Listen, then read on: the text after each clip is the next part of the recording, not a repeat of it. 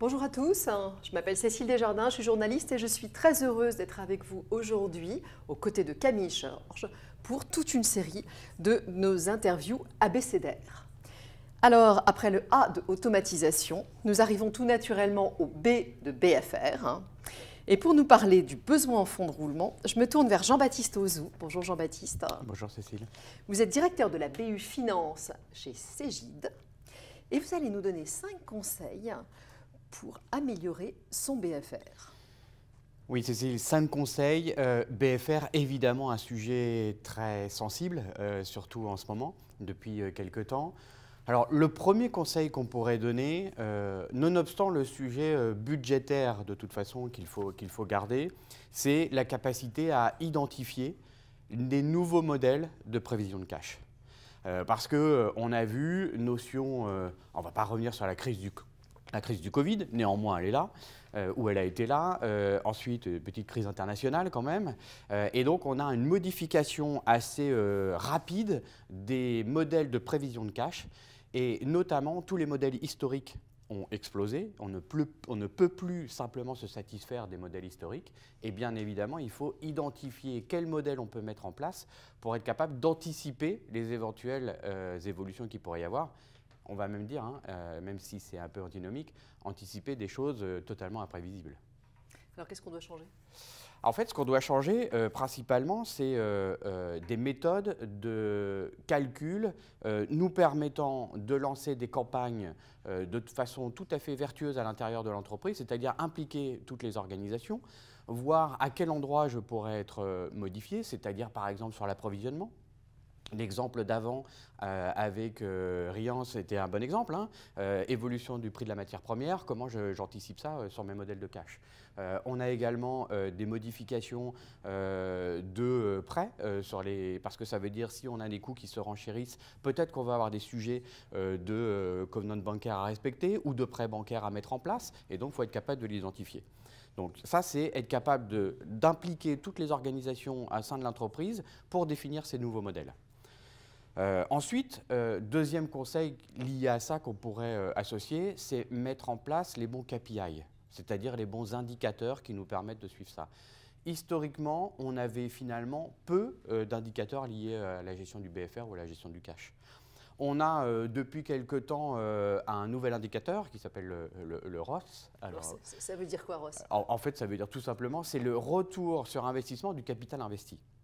C'est-à-dire être capable de voir si j'investis du capital et de façon assez importante, quel est mon retour sur investissement de mon capital, et non pas simplement avoir des indicateurs de profitabilité, de marge brute comme on pouvait avoir historiquement. C'est le retour sur investissement de mes liquidités.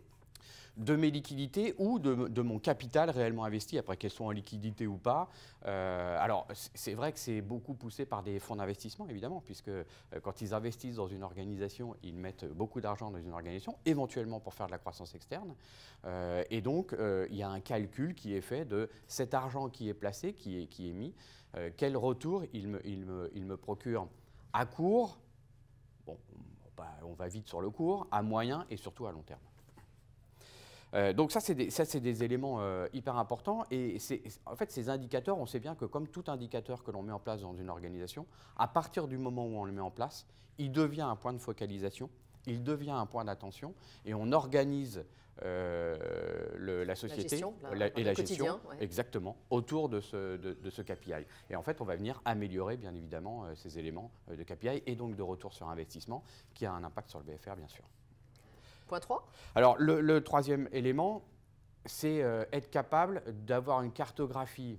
C'est toujours un peu compliqué l'exhaustivité de la cartographie des flux, mais la plus exhaustive possible. Pourquoi ? Parce qu'on va être capable de mettre en place une centralisation de l'ensemble des éléments de flux. Si vous avez une dizaine de filiales à travers le monde, être capable d'avoir une centralisation de la gestion du cash et de la gestion du BFR permet d'optimiser en fonction des endroits où on fait la partie cash. Alors, on a également l'optimisation des banques, l'optimisation des comptes bancaires, évidemment, parce qu'on sait que historiquement, dans certaines filiales, il y a toujours un peu de cash qui dort. Et donc, faut pas le dire trop fort, mais ça existe quand même.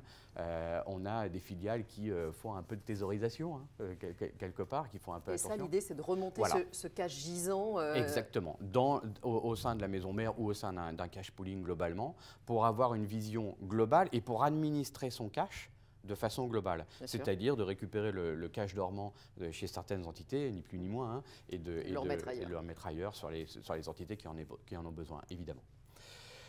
Le quatrième point, c'est la notion d'amélioration de la résistance de l'organisation au risque. Alors évidemment, depuis quelque temps, des risques, il y en a plein. Il y a eu le risque Covid, il y a le risque pays.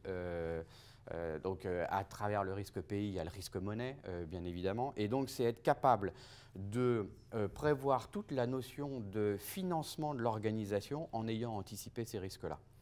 Alors, évidemment, on pense risque client tout de suite. Enfin, quand on est dans une logique BFR, c'est risque client. Mais en fait, ce que vous expliquez, c'est beaucoup plus large que ce risque client. Nous, on le voit comme beaucoup plus large que le risque client. Le risque client existe, mais celui-ci, il existe depuis très longtemps. Et il a déjà été anticipé, il a été déjà modélisé.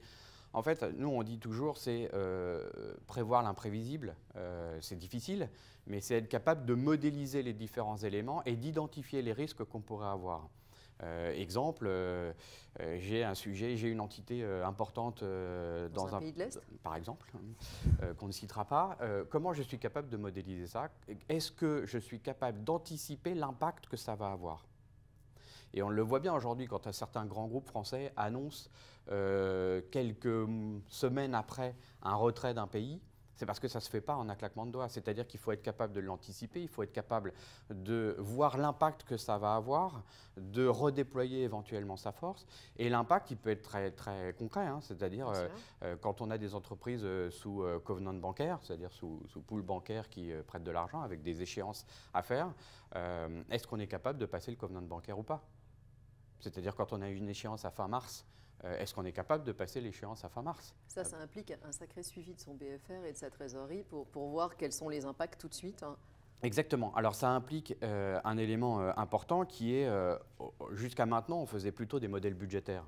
Et nous, on milite beaucoup pour avoir des systèmes de rolling forecast, c'est-à-dire une prévision, c'est un terme un peu technique, mais une prévision roulante, on va dire, sur 13 semaines. Alors le 13 semaines vient des anglo-saxons, ça correspond à un trimestre, en gros, et ça permet d'avoir une confrontation entre les éléments budgétaires que l'on a effectués et le réel qui se passe. Et d'avoir cette prévision tournante sur 13 semaines, ça veut dire qu'on a une vision totale de ces variations de besoins en fonds de roulement sur ces 13 semaines-là. Quand on calcule ces 13, quand on fait ces prévisions à 13 semaines, on doit les refaire tous les combien?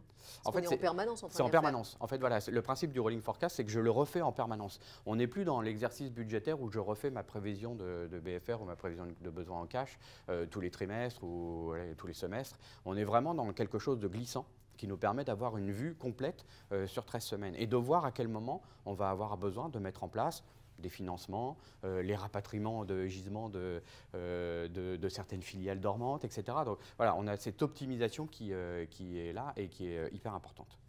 Donc cette résistance au risque, elle est majeure. Et cinquième conseil qu'on pourrait donner, c'est-à-dire comment je suis capable de mettre ça. Nous, on préconise toujours de mettre en place au sein des organisations des comités cash. Le cash est le parent pauvre des organisations, ou était. Les notions malheureusement de crise mettent en évidence cet élément-là et ça se diffuse au fur et à mesure. Donc comment on implique le commerce, la production et pas que la partie financière. Mettre autour de la table des représentants de chacune des entités, des BU, des métiers qui ont un impact cash. On se réunit tous les combien? Alors, c'est vraiment la périodicité est à définir. Ça peut être du mensuel, ça peut être du trimestriel, en fonction justement de l'urgence. Et le combien va dépendre de l'urgence de l'opération et de la sensibilité à faire. Donc, soit on est sur quelque chose de très générique et un point mensuel, trimestriel peut suffire, soit on est sur quelque chose qui va avoir un impact immédiat sur le business, par exemple, ou sur la rentrée cash client, comme vous l'évoquiez. Dans ces cas-là, on peut être sur des périodes beaucoup plus courtes. Et comment est-ce que je m'assure que mon responsable achat, mon responsable marketing est impliqué dans ce comité cash? Le plus simple, c'est mettre de l'incentive en place. Et l'incentive, ça veut dire avoir des systèmes qui permettent de motiver les gens à l'intérieur d'une organisation. On arrive au bout, Jean-Baptiste. Un mot de conclusion, s'il faut retenir une chose, un conseil. Un conseil, passons également maintenant dans des méthodes de rolling forecast. C'est vraiment une prévision qui nous permet d'avoir quelque chose qui boucle le budgétaire et le réalisé au quotidien. Merci beaucoup Jean-Baptiste Ozon. Je rappelle que vous êtes directeur de la BU Finance chez Cégide. Et maintenant, je cède le plateau pour un retour d'expérience avec Robert Alft. Merci.